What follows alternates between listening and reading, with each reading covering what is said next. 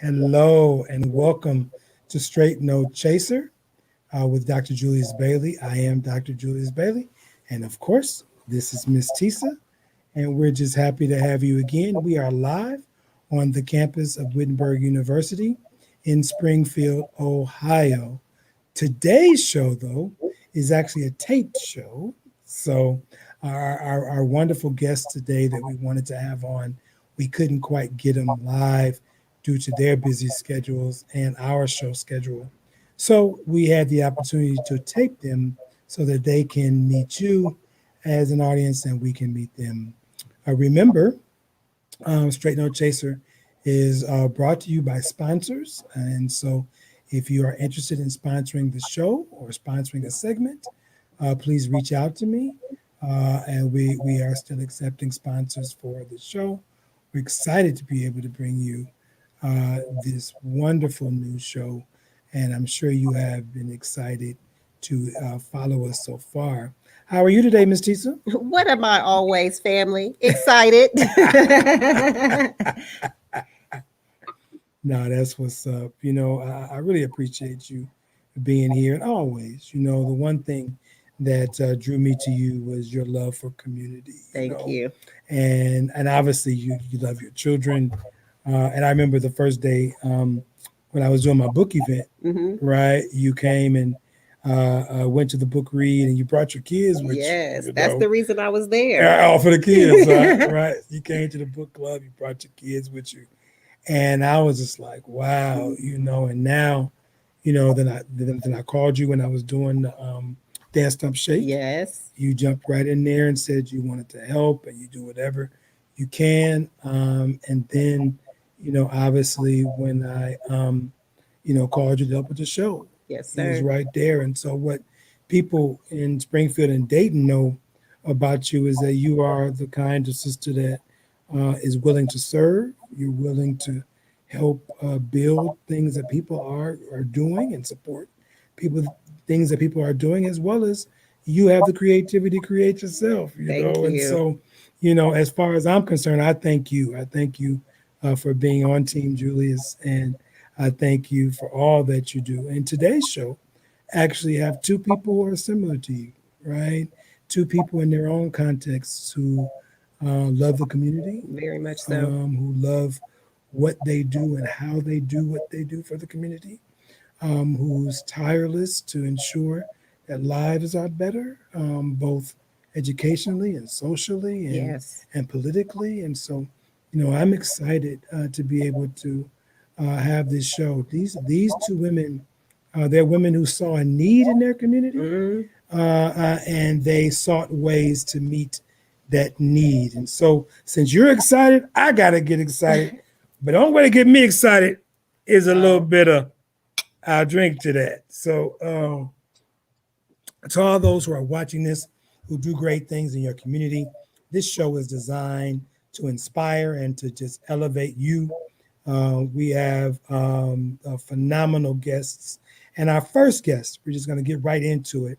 Our first guest is Miss Camille Hall. Okay. Right? I mean, I'm fascinated. This show already knows that I'm fascinated and energized by young leaders. And Camille currently serves as an election specialist in the Clark County, Ohio Board of Elections. But she holds so many hats, Tisa. I mean, you told me all about her. Everybody in the community tells me about her. And so I'm just proud to have this tireless young leader on my show. Camille, I see your name all over the place. I think I see your name more than I see McDonald's, right? So I'm trying to figure out, Camille, how do you find the time to do all that you do? Sure, it's all about time management. You have to take time. You can't pour from an empty cup. So while I do have a busy schedule, I always make it a point to take time for self-care, take time for reflection, take time for rest. That's how I keep going. I make sure that I stay organized and schedule things out. And again, part of that schedule is allowing time for self-care. It's vital.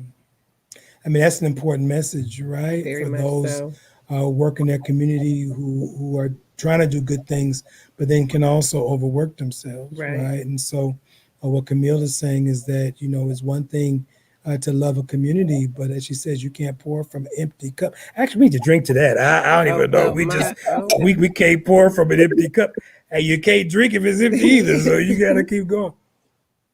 But no, but look, tell us about who you are, right? Tell us about your background and what led you to be kind of as community focused as you are and civic minded. Sure. So the short of it is my main driving force is my family. I was very blessed to come from a stable background, and my parents and family ensured that my sister and I were able to be raised in an environment that was conducive with us becoming the leaders that we are today and being confident in that, as well as some great community programs that I was able to be a part of as a youth, one of which was Gear Up. And one of the counselors there, Brian Keith, who's another local leader that I'm sure each of you are familiar with, he was one of the counselors, and he really inspired me as well, just seeing how passionate he was about the community. And I thought to myself, when I get older and get to the point where I'm a little bit more established, then I also want to work in this area as well. And then, of course, God is, without God, it's nothing. Like, he has it all. Without him, I wouldn't have the power and capacity to do the things that I do and remain focused and keep my peace of mind. Right. No, I mean that's important. And so you mentioned your sister is she in Springfield area as well? My sister is actually more towards the Dayton area. Okay. But it's just her and I. We're our parents' only children. We're less than 2 years apart, so we're extremely close. And she's just a great inspiration as well. Like I said, I'm just so blessed to be surrounded and have access to this strong circle that's really what drives me, because I know that everyone doesn't have those same situations, that same upbringing. So I feel like it's part of my duty and my purpose, being blessed in those areas to bless others. I know that's right. Now, Little Bird told me that in Springfield High, I think, and maybe even in college, that you were a track runner. Is that true? That is very true. The birdie was correct. I did. I participated in multiple sports as a child into my collegiate career, but the primary was track and field. Okay. And I was probably more of my area of expertise was middle distance. So let's say the 400 round. 800. Yeah, that was more so my specialty. But we also found pretty good success in the sprint relay 4x1 at Springfield High my senior year. We made it to state, and we set some great records. So shout out to Springfield High class of 2010. I know that's right. So what's your high? What's your best time in the quarter? Well, of course, I managed to continue to progress and get better into my collegiate career. So my 400 meters, the best I was able to get it around, let's say about 57. Okay. So I'm not FloJo. Right. I'm a good competitor. If you're gonna beat me, I'm gonna make you work for it. You're gonna make it work for 57. Exactly. I think my open quarter is about 3:57. You know what? Well, you know what I'm saying? I'm gonna run a little bit, walk a little bit, drink a little bit. Slow but sure. Slow but sure. I'm gonna get to the finish line though. Running a 400 is all about strategy. You have to strategize. You start too soon, too quickly, then you're going to be beat by the end. So that's just a great parallel to life in general. It's a race. You got to pace yourself. I know that's right. That fits her personality. She better do what, Camille? Y'all better ask about her. No, that's what's up. So we have a picture that I want to show you. Okay. And I just wonder if you can tell us anything about this picture. You ready? I'm ready. Okay. I could completely tell you all about this picture. Okay. Tell us about this picture. Okay. So this picture is some of the first participants in the program Promise Zone Crew, which I am the program director for, and I co-founded back in 2016. It's a youth program that promotes soft skills development in youth grades 4 through 6 through a curriculum that's based around hip hop culture. And they were actually able, in this picture, this is their video shoot. They were shooting a music video. And we see front and center, we have Zion and Xavier, which are Tifa's lovely sons right there, busting a move. So they were able to, they made a whole album. They were really doing some great things. And I'm just like, the kids are awesome. And the program, we're almost to 5 years now, and it's been going really well. So of course, that picture makes me very happy. So of course, we're here in Springfield, Ohio at Wittenberg University. We are on with Miss Camille Hall. Tell us a little bit about Springfield Promise. So Promise Zone Crew, I served as an AmeriCorps Vista, which is a national federal program that was founded by John F. Kennedy, centered around poverty alleviation. So when you become an AmeriCorps Vista, you can choose a nonprofit to serve your year term with. And the organization that I chose was Springfield Promise Neighborhood here in Springfield, Ohio. And I worked in the area of resource development. And a part of those resources that I was able to develop was Promise Zone Crew, which served as an after school program. And I took that program with me when my term was up with Springfield Promise Neighborhood. And there's Promise Neighborhood designations all across the country. And I believe that Springfield Promise Neighborhood was at that time going after a grant to become designated as a Promise Neighborhood. Okay. But it wasn't so much that I was pulling from that sense of the designation. It was more so that we're making a promise to do positive things in our community. We're making a promise to be constructive and the type of citizens that benefit our surroundings, and that passes on to our youth as well. So that's really where the name Promise Zone Crew, like this is the promise zone. When we're in this zone, we keep promises, we're honest, we're trustworthy. It goes back to the soft skills development. And, you know, there's a big push on our children to, you know, math and science and reading and all of those things, which are equally as important. But we cannot forget the development of soft skills so that they have good conflict resolution skills, that they're confident and they can speak in public forums and, you know, speak up for themselves. So that's really how Promise Zone Crew was really formed and developed. We're just making promises to be good citizens in society and give back to the next generation. Got you. So you know Camille pretty well. Well, You've been hiding out. You ain't tell me all about her. She a rapper and producer too? Listen, I developed the curriculum. I just get the kids set up, you know, get them set up with mentors that can help them with that. So Miss Camille is not spitting 8 bars. Oh, you ain't got 8 bars, let alone 16. I'll organize it. I will organize it. So, Ms. Tisa, I mean, when you think of Camille Hall, like, what do you think of? I mean, why is she so special to our community?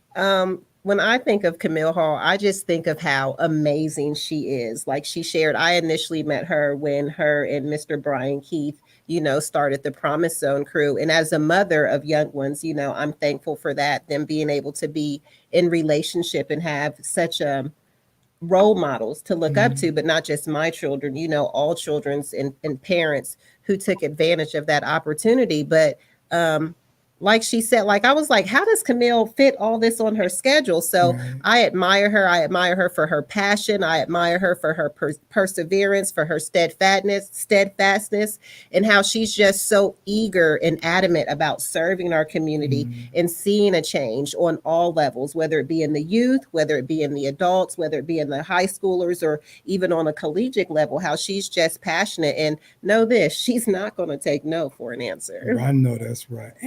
And I mean, I know we ain't never supposed to tell a woman's age, but I don't even think she's 30 yet. Well, you know, I ain't got nothing to do with my name's Bennett. You ain't Bennett. Bennett. She is clowning with all this energy. So the one also thing I know about you is that you've been able to pull together Black businesses in our area into a database and a kind of a one-stop resource.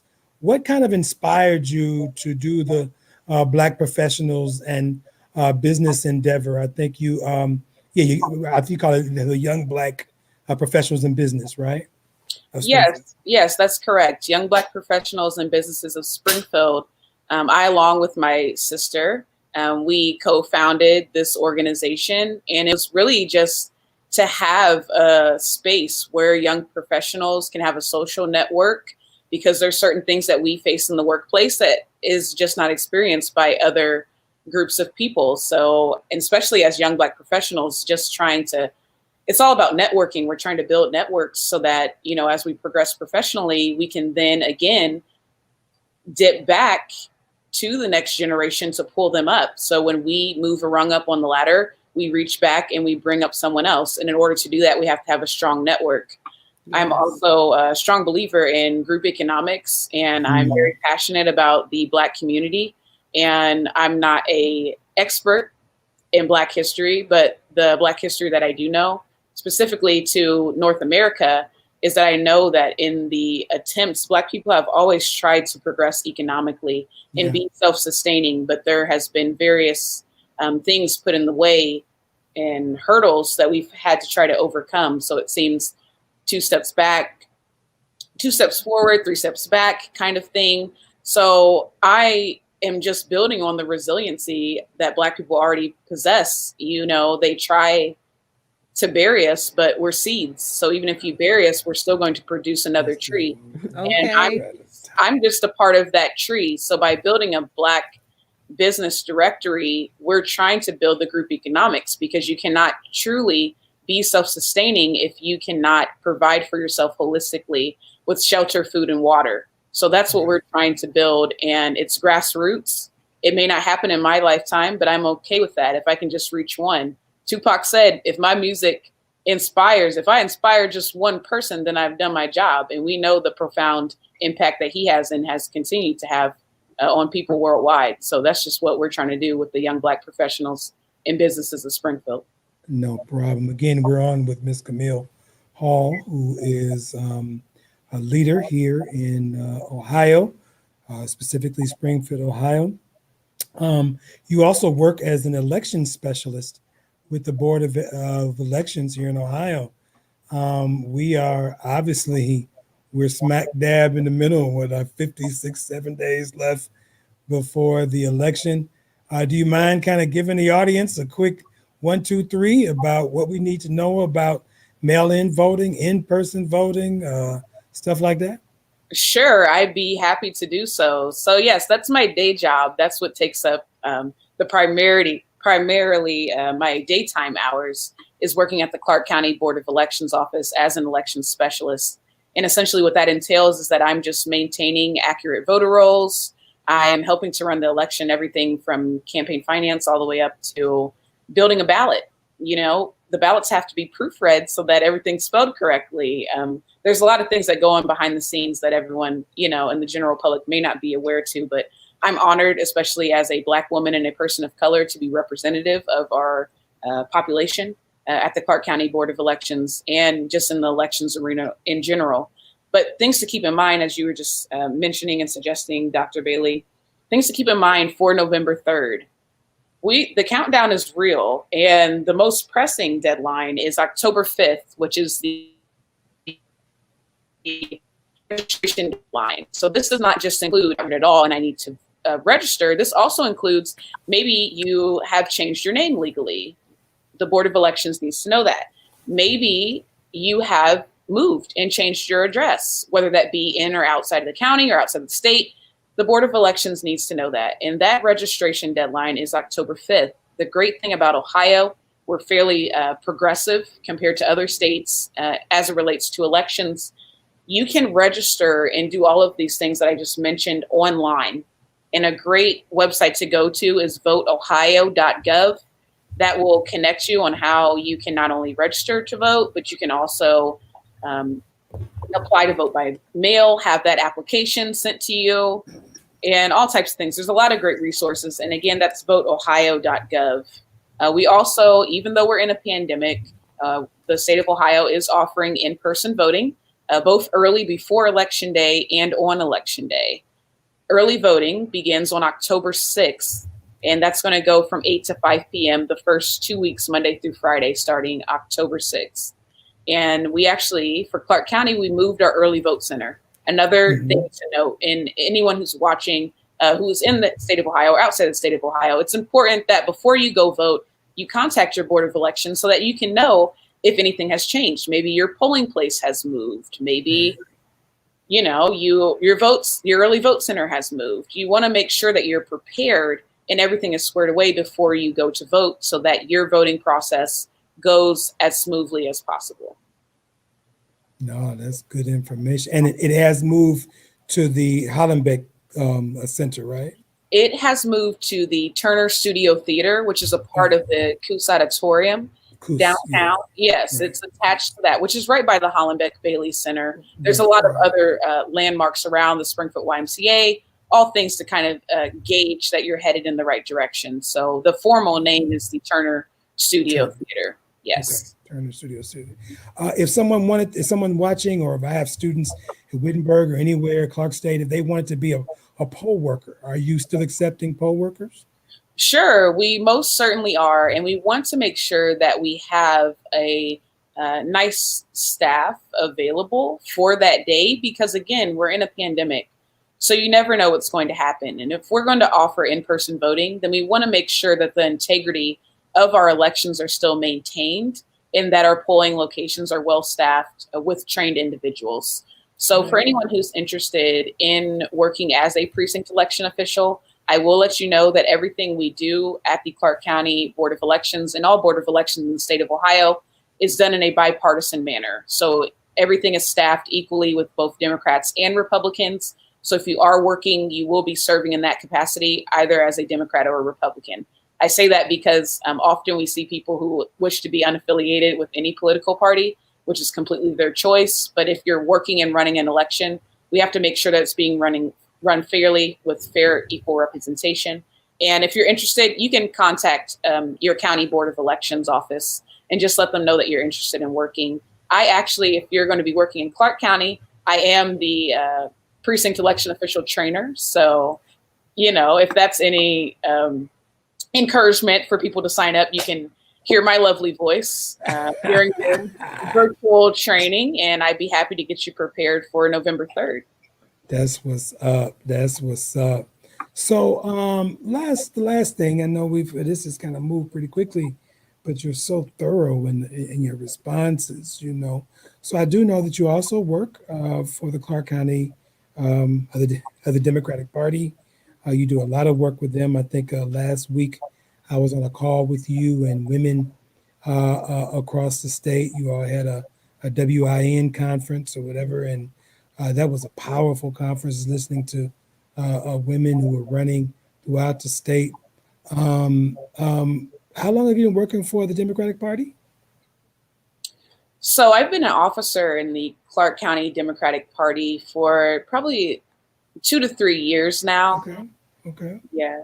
It sparked out of my increased political interest, of course, was associated with my hiring at the Clark County Board of Elections office. Gotcha. So that really just opened my eyes to, you know, just a whole nother side of elections and politics. And it was just very interesting to me. And the invitation was given to me to not only just join the Clark County Democratic Party formally, but also serve as a chairperson. And that really meant a lot. And I'm excited to serve in that capacity and continue to increase representation of people of color and women in the party. You better do it, Camille. Thank you. That's for sure. I mean, listen, you are just phenomenal. I mean, and so I you know, here on Straight No Chaser, we break news. Right. You know what I'm saying? This is better than CNN. Like it is. CNN, they breaking news be all damn day. Right, like, right. Breaking news. You said that 2 hours ago. You know what I'm saying? Right. So we gonna break news right now. You got something to tell us? I mean, are you gonna run for something sometime? Are we gonna be voting for you at the Clark County Board of Elections? You got some breaking news for us? I do not have breaking news. I do not. You do have breaking news, Camille. Wait. Let her answer this one. Okay. Well, I will say that I am not against running for public office, Mm-hmm. but I am a strong believer in people operating in their lanes of expertise. I know And that's anything right. that I do, I want to do with confidence, and I want to know and feel that I am fully capable of serving in any capacity. So I will not run for public office if I feel like it will not be the complete service and I will not be able to fulfill the requirements of such office. But once I feel that I am at that point, I will most certainly be open to running a political campaign. Right. So Miss Tisa was about to just say something out there. So you don't want to talk about the fact that you're gonna run for office sometime soon. So we'll leave that alone. Okay. But these birds just be flying around. Oh my Another bird, Camille, said that that you're about to get married or something like that. Oh, yeah. Well, the pandemic kind of threw a wrench in our plans, so we have Ah, postponed. But I am someone who has strong developed opinions, and I believe that Black love is the key, and also a rung in the group economics and right, Black empowerment that I was speaking to earlier. right. And you may not need a formalized contract to still build an empire. It can come at a later date, and you can have all the formalities at a later date. I But know that's right now, the love is still there. Love conquers all. Love never fails. I know I that's know you right. see me, Tisa. You know. Okay. So Fails. do you mind telling us his name or is he a Sure. secret? So yes. So his name is Marcus Clark. Marcus Clark, how you doing, brother? Shout out to let's drink to Marcus Clark. If he's Shout watching. out to Marcus Clark. All right, go ahead. Yeah. So I'm a fairly private person. So that's all I'll Okay, say that's regarding how you say. Cool. But regarding that matter. you all are in love and you're planning on getting married. And again, like I said, I got to check my license, but I might be able to marry you. And Well, I'm kind of a public dude. So if you just need a public wedding, even in the spirit of pandemic, Well, we could just do. maybe we could come back for a straight no chaser nuptials. No, that's what I'm saying right here. Right, we got the camera people. We got the lights. We could do it. You know what? Let's talk about that. Right. Let's do our first wedding on Straight No Chaser with Dr. Julius Bailey as officiant, and I'm trying to help facilitate Black love on as Camille says on that rung of Okay. economic development. I love it. I love it. Sis, thank you for your time. Thank you for your energy. Thank you for your love of us as Black people. Thank you for your service to this county and to your service for Democrats. We will continue to get your name out. I mean, your word out about voting. And I just want to thank you for coming on today. Sure, I appreciate both of you and the opportunity to be on here and speak. Thank you very much. Take care. Thank you, Camille. Bye. Bye-bye.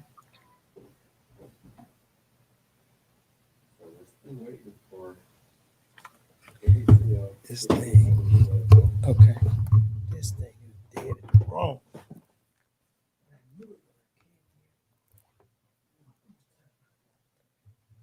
Do you have an Apple charger, Mr. Muhammad? I do.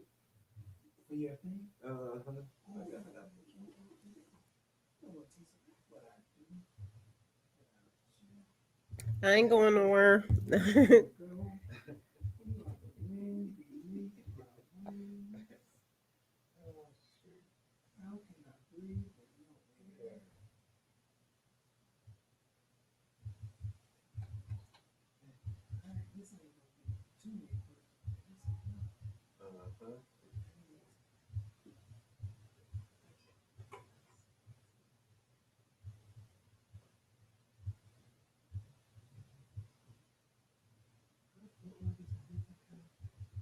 Is it not an apple?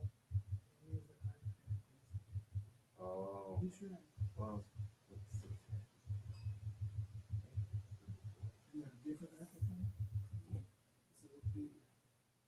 Oh, okay. I think that one is this one. Hey, what's going on? on, Queen. I was just wondering, you'll be Ooh, still, are thank you you. gonna come on to do that video call? It should be. Let me see here. I sent it to your Gmail account. Let me see.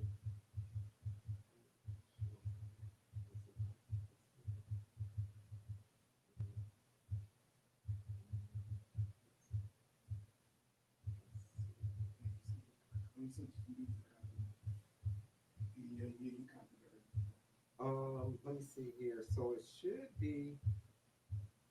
Let me see. What account did I send it to? Gmail, yeah. Let me see if I can send this to you. It was here. It goes. It was to the Kenya Baker Books at Gmail. Is that one? Because I can send it. I think I might be able to go ahead. Yes.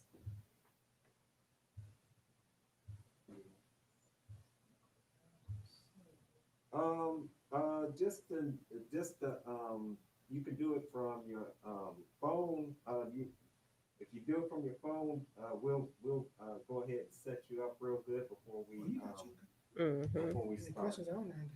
Yes, sir. And I can. So if you want to sign in and do it from your phone, we just need a You want good, it over there? internet connection. But you got the one you gonna ask? Yeah, if you got Which the one one do you you want ask. me to ask? It don't matter. You tell me whatever. You say. I can start her off, Okay, and then and then is it Kenya? yeah. Okay. All right then. All right. Now, is there any way that you can lift it up a little bit where it's like eye level? Yeah. And can you turn it? Can you turn it to where it won't be up and down, but it'll be sideways? Yeah, there you go. Let's see here. It won't flip it, will it? Okay, I see Can you what see you're it a doing. little bigger? Okay. All right, then. Well, we'll go with that then. You who asked the question? Yes, sir. Let me see here. Can you all, we'll do a sound check to make sure they can hear you. Go ahead and say something to them. Sister Kenya, Hi, can you my hear name me? is Kenya Baker. Okay, I can Can hear you you. hear? You can hear Sister it Kenya, good? this is Okay. Julius Bailey. Yeah, that doesn't look bad. Can you center yourself just a little bit? It's like off to your side. Is it a way to get the phone right in front of you? Am I not centered now? Yeah. Where's my tripod? Oh, that's good. We can go Those We can go book with bags that. came That's out the, nice. that's the last one. Yeah. Okay. Okay. Well, Well, Okay. if you're if ready, you're ready, go ahead and start. What you finna say? Did Heather like her book bag? Yeah. You just dropped off.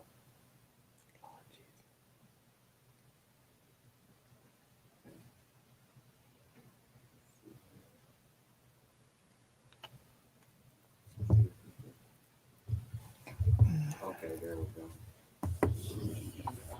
Almost done. 20 minutes away. okay. Yeah. All right. That looks good. If you all are ready, I guess.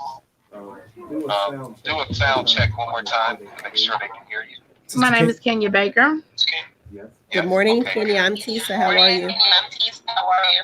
Hi, how are you? I'm fine. Okay, good. I'll hang up on this Yeah, end yeah, and you we'll got to hang up. get it started. Okay. All right. Mic check. Is this better? Yeah, I Yes. can. Sister Kenya, can you hear me? Sister Kenya. Sister Kenya. Sister Kenya. And that volume's all the way up. Baker. Let's see. Tell her to sign What off did she and just sign do? back on. She can't hear. Can she hear me? Can you hear us? Oh. Jesus.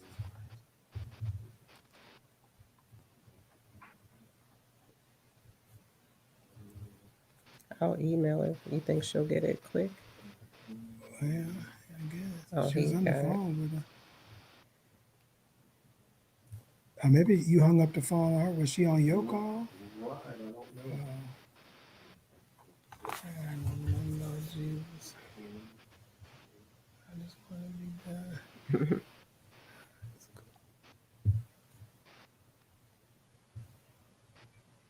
Brandon. Say,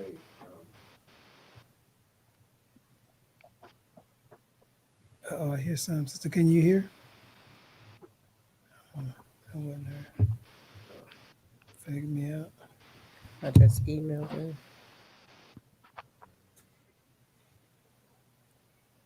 okay, good. Huh? She's signed off. Oh. She comes back on. That's awesome. You see Tavon and Jalen Wood started that Men Today, Men Tomorrow initiative. I didn't see that.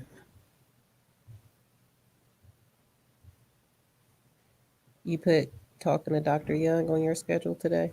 I mean, yet? I'm talking Not about yet, today. Right. Now see if you all. Sister Kenya, can you hear me? Sister Kenya? I can hear you now. Yes. Okay, there she go. Ask her to, because there's a light behind her that is flooding her out, and she turned Okay, away from the light. so Brother Muhammad said there's a light behind you that's kind of glaring you out. Is there a way you can shift a little bit, or Okay, there we go. that's good, bro, whatever you just did. I can't see you, so he's talking to me. So, Okay. is that good right there? That's good. Just center this. And now just try to be centered, and we'll be ready to roll. Are you on the phone? Turn it just a little bit. Yes. Other way, sis. They try to get you together. Turn it the other way. There we go. There you go, It's right still there. that Whatever light you there. got right there. There. There you go. That's Whatever you got right there. What you got for us in that Macy's bag?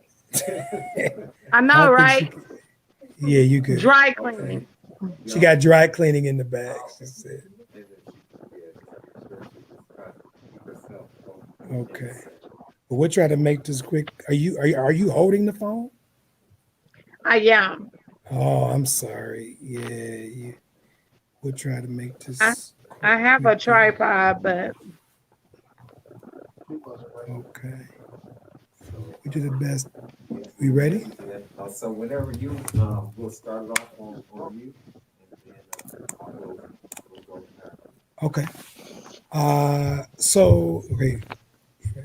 Yeah. So, ladies and gentlemen, we are talking about people in the community who serve a need, right? Mm-hmm. Who see a need and then meet that need, Yes. right? And so, our second guest now has certainly spent her time doing just that. We have on the line Miss Kenya. How are you, Miss Kenya? I'm fine. How are you? Good. So we have Miss Kenya Baker on the line. Those of you who are from the Dayton area will probably know her from the Dayton Co-op. And so we'll talk a little bit about that with her today. But she is also, she has served as a school teacher. She's an author. She has a lot going on. And so Miss Tisa has been fascinated by your bio. So we're going to let her kind of jump in there and get you started, Miss Baker. Good morning, good afternoon, Miss Kenya Baker, Mrs. Hi, how are you? I'm very well, and yourself? I'm good. Thank you for asking. Great, my honor. So the first question we have for you is, please grace our ears with sharing with us, who is Kenya Baker and how did you acquire your taste for the community? I've always had a love for others. I say born a leader because I'm the oldest of 9 siblings. I have 4 sisters and 5 brothers from my father, 4 sisters from my mother. And so I've always been the oldest and the one that was looked to provide care for my younger siblings. And I believe that that's what made me the caring individual that I am now. When I put it in perspective of all of the people in the world that I've met so far, I think that that definitely is the attributing factor to why I am the way that I am when it comes to community and the way that I've embraced the Ubuntu philosophy, which is an African philosophy that states that I'm not all I can be until others are all that they can be. Yes. Mhm. Yes. Now that's important. That's important. So we noticed that you did serve some years in the Dayton public schools. You were teaching, what was that, fifth grade? I actually taught second, third Second grade, grade. and I taught Okay. fifth grade as well. I taught for Okay. 10 years in community charter Wow. and then 7 years in Dayton Public. Wow. Wow. I thought you wasn't but 25. Well, she Okay. got 17 years teaching. Wow. You also as an author, right? You're an author of children's books. I wish we had one here to give away. We might have to do something. Can you tell us a little bit about that thirst? I mean, are you a lover of reading or writing, or which one's better for you? I'm a very spiritual person, and I felt inclined to write a book when I was at the University of Dayton working on my master's degree Okay. about my grandmother because she was such a phenomenal woman and had a great impact on my life, and really is the reason why I dub myself now a serial entrepreneur. She was a baker, she owned a daycare, she was a minister. And so I noticed a lot of those traits in me. And so I attributed a lot of, who I am today to her. And I wrote a book about her when given that assignment in school. And I published that book on a label, a local African Americans label, Sean Kennerly. Shout out to Sean, Shante Kennerly. And then I went on to actually develop my own publishing arm and edited some books for people across the country. Danye Mm. Carter, who's a best-selling author out of Columbus, Mimi Crawford out of Chicago, Barbara Rogers out of Virginia Beach. And so, Mm. in the process of doing all of that, I also wrote two more books that I felt inspired to write. All right. One was called Rainy Days, and my granddaughter's name is Rain. So it was Rainy Days, written to help children to deal with grief and also to build that transgenerational bond because a lot of young people today don't really see the quality that we have in our elders. So that was the inspiration behind that book. And then my last book was Robin's Gifts, which was Mm. in it was the main purpose of that book was to inform people about how they should give regardless of how they're given to. So that was my main purpose for writing Robin's Gift. And it's about a little bird who pretty much takes care of her business on a regular basis, and other birds tended to talk about her and tweet about her. But regardless to how she was tweeted about, when she saw them in need, she quickly sprung to action and rescued them. So really teaching children how to be givers because there appears to Mhm. be a shortage of givers in this world. That's remarkable, and that kind of dovetails into one of my first questions about your community entrepreneurship. One thing I know about the work that you do, especially around co-ops, is that there's a spirit or a philosophy or an ethos around creating equitable communities. Can you help the audience to understand what an equitable community is and why and how that informs the work that you do? Yeah, so back in 2017, at the invite of Amaha Selassie, who's the board president of Gem City Market. I was invited to attend a community meeting for the Gem City Market, which was a cooperative. And I immediately just embraced the thought of the cooperative. Cooperatives are an act of collectivity, and capitalism has taught us to behave in a very individualistic way that only focuses on personal wealth and personal gain, whereas cooperatives give us an opportunity to break that norm and to start behaving in community. And so I quickly gravitated towards the mission, attended a number of conferences, and really had an opportunity to understand our basis of our philosophy, which comes from the Mondragon model. And that's out of Spain. When Spain was war torn and the people had no wherewithal to be profitable and to feed their families, they began to work together. And they started off doing kerosene heaters, and eventually they built their businesses up to where now they're nationally an $8 billion grossing industry, from everything: grocery stores, daycares, banks, and even getting into artificial intelligence. And so I believe that that's what we need in America, are more cooperatives. And cooperatives are not common in the African American community, especially in urban areas that have been disenfranchised and divested from. So we really are venturing into uncharted waters with Gem City Market, but the community has rose to the occasion. We have 2,750 plus members, and we're looking to have 3,000 before our doors open in January.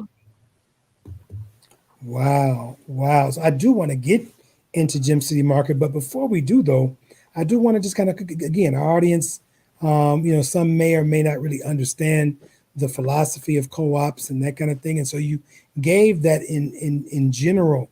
Let's talk very specifically. And so obviously, you mentioned it as a sort of a response or a sort of an alternative model of business, right? Where individuals have not only they have their own stake, right, in the development and in the success of the business. Tell us why that model works. The model works because it's shared equity.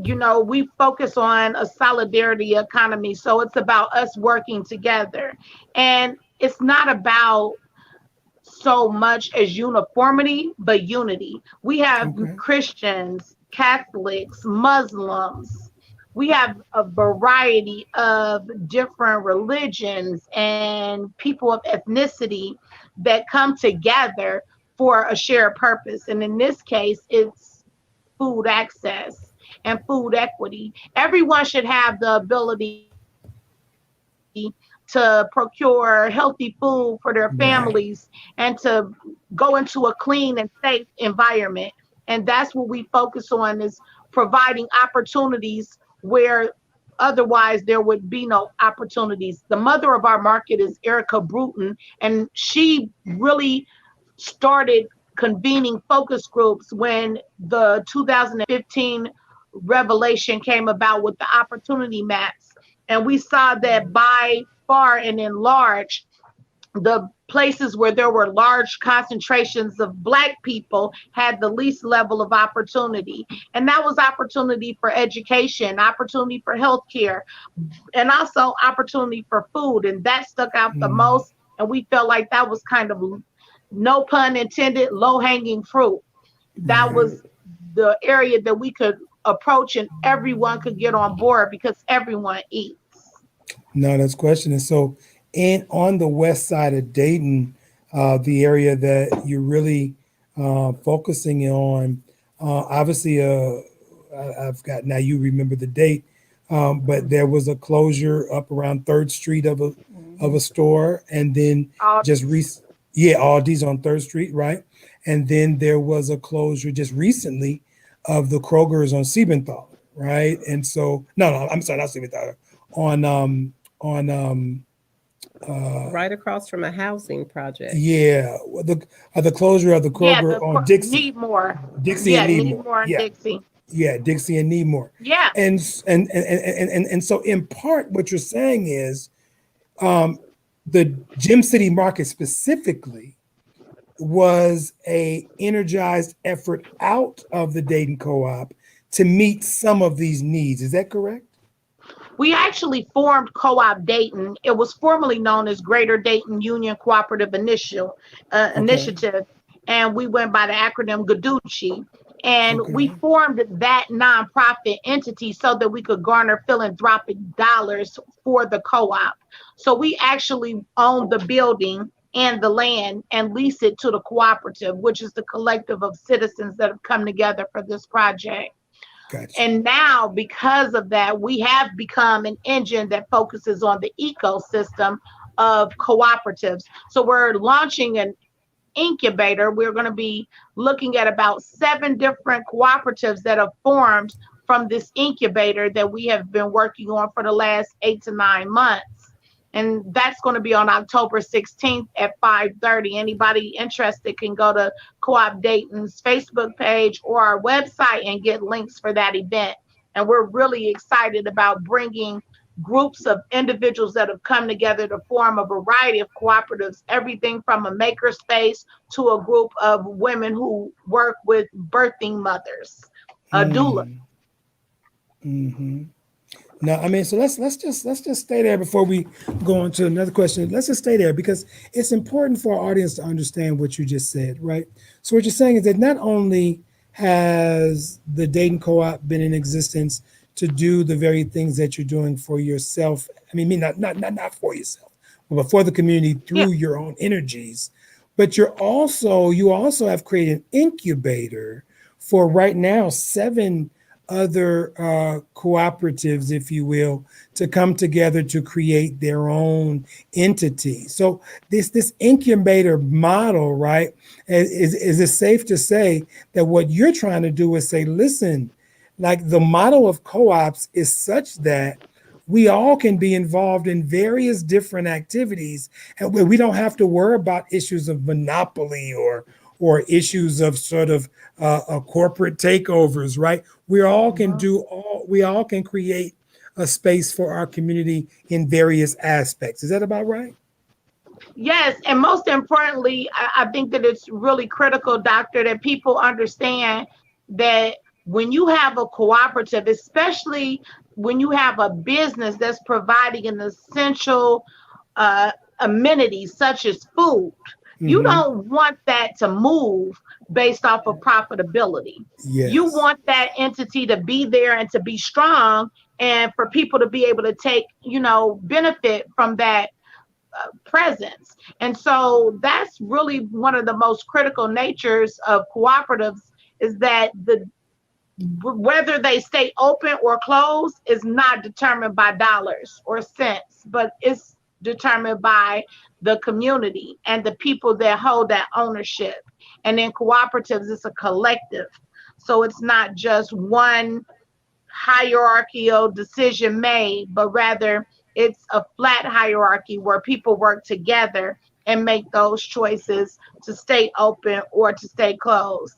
And the worker owners that actually participate in the day-to-day business generally should have the highest level of stake. With Gem City Market, our worker owners will have a 65% stake in the business because they're the ones who not only eat, but use that as their wherewithal. That's how they make their income for their family.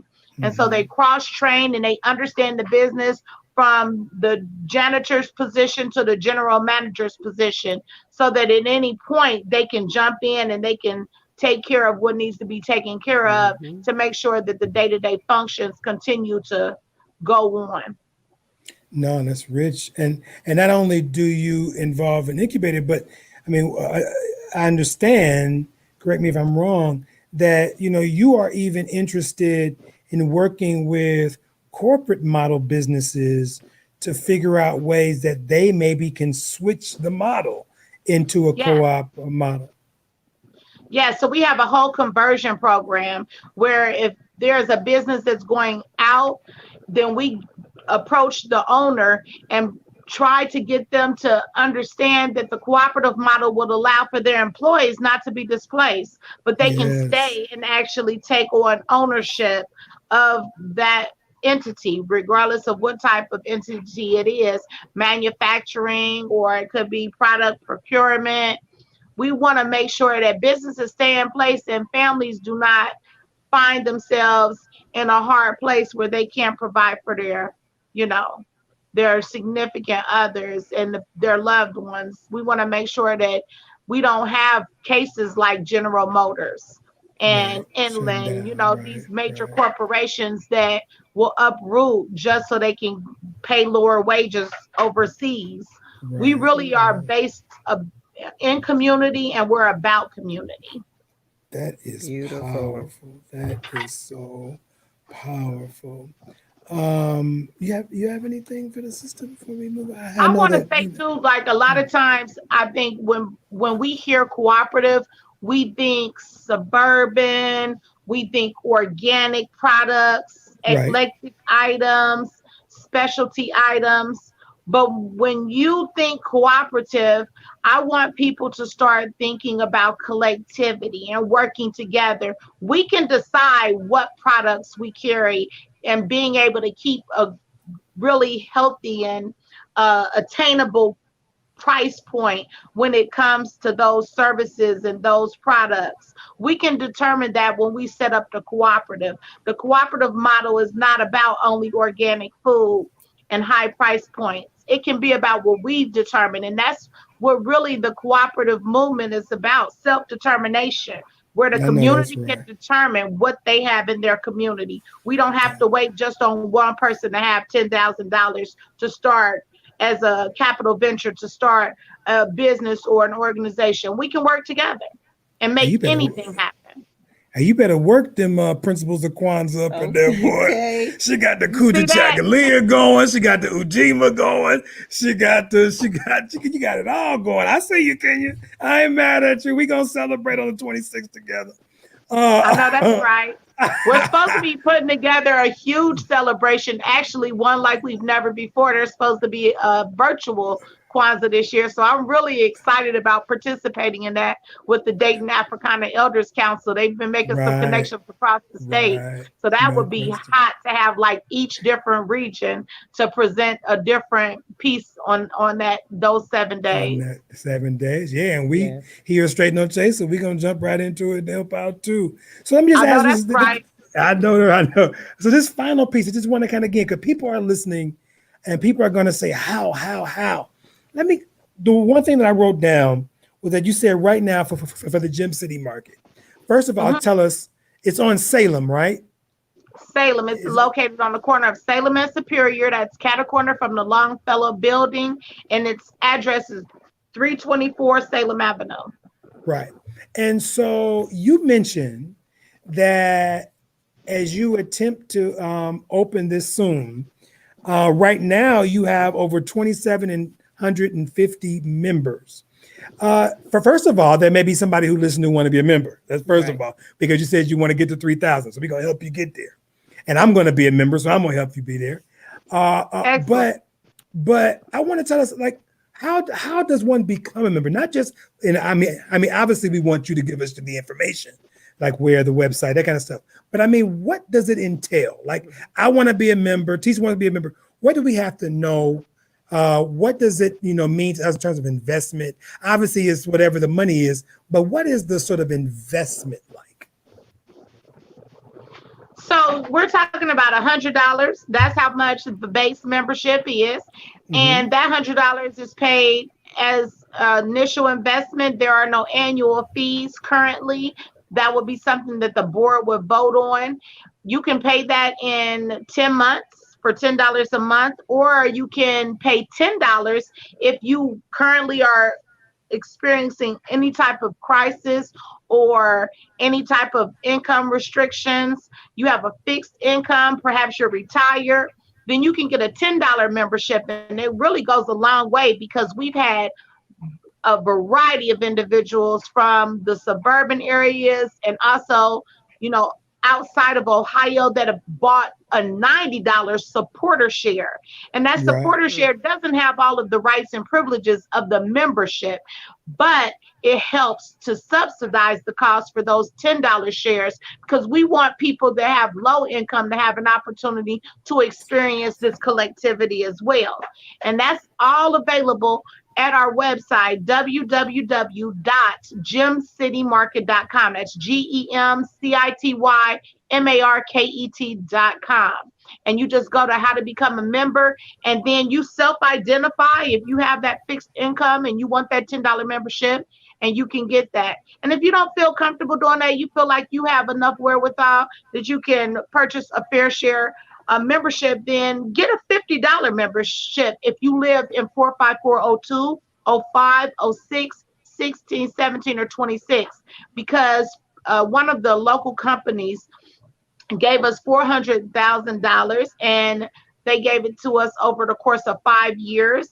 And they also made a sizable contribution of $40,000 for us to be able to subsidize member shares to $50. And that's if they're located in a trade area.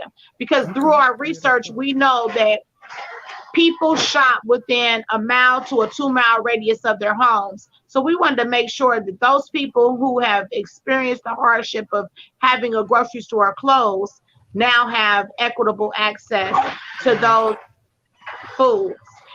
And so we encourage everyone, get a member share, and then you can come to our annual meeting, participate in our votes where we vote corporately for different major decisions. You can also run for the board. We have a 9-member board, and you can participate on that board. And you can receive discounts as discounts are passed to us. We're part of a distribution company that'll be delivering our food called AWG. And as they pass discounts to us as an entity, we'll pass those on to our membership. That is phenomenal. So let me just wrap that up. So it's a $10 membership if you're having some financial hardships. It's a $100 base membership. There's also a $50 membership, which you get full benefits if you stay within these zip codes that we will mention online. And that's what. So I'm gonna figure this out. I'm certainly gonna support it. I'm gonna figure out how I can help my audience to support it. When we show this, we'll certainly do that. But I just want to thank you for the work you do. I am familiar with Brother the work that you do there at the Gem City Market, as well as the co-op and all the wonderful stuff that you all do. So I thank you for that. I thank you for your love again for the community. Yes. I thank you for your years of service and teaching. Right. I thank you for working for us, trying to build us, and that is so important. So listen, you've given us a lot to chew on. You've certainly allowed us an opportunity to self-reflect about how we invest or reinvest in our communities. And so I just want to thank you, Ms. Baker, for being on our show today. Yes. You're welcome. You're welcome, Dr. Julius. And just to put it in your hearing, we realized that by putting a brand new 15,000 square foot grocery store that we're building from the ground up, bringing that into the community could possibly spur gentrification. And so we're currently working on a community land trust where we can actually buy land around the store, buy houses around the store, and fix rates so that we don't have people moving into our community and raising property values to a point where individuals are displaced. So look to hear more. I would love to come back on your show and talk about our community land trust unified power. No, I mean, that's important. I mean, we have was it the 1159 project here? Yes, sir. Right. I mean, it's important to have we got to come back and have another conversation about the ways in which gentrification operates in our communities. And here, as you say, you got your eyes on the work that you're doing and making sure that other people's eyes ain't coming in trying to throw us out. So we're going to certainly work with you and follow you and educate our audience for that. Thank you again for coming out. We have to go. Thank you. But have a great, great day. God bless you. Thank you. All right, and so we're just excited to be able to support Yes. both these women, Yes. both Camille Hall and Kenya Baker, the wonderful work that they're doing. Again, and I say it extends the stuff that you're doing, and just knowing that there are people who are out there who just love us, right? I mean, it's just so important to love Black folk, It is. and it's What's important, not to love? yeah. Okay. So anyway, and so but no, but to support us, to invest in us, Yes. to help others to understand the importance of investing at every level. And so Yes. these two guests certainly remind us that it just takes a little bit of sweat equity, Mm-hmm. right? A little bit of vision, Yes. right?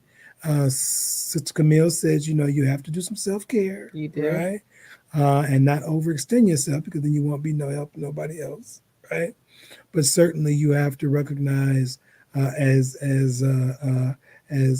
Miss Baker said, that the sort of the Ubuntu, right? I am because we are, Yes. right? And I cannot be great unless we all are great, Correct. right? And so thank you again for coming out to Straight No Chaser. This is Dr. Julius Bailey and Miss Tisa, right? We're glad to have you again today. Again, you can follow us on YouTube at Straight No Chaser. You can follow us obviously here on Facebook at juliusbailey.phd. And please share, like it, tell a friend, join a community. And as usual, take care, stay strong.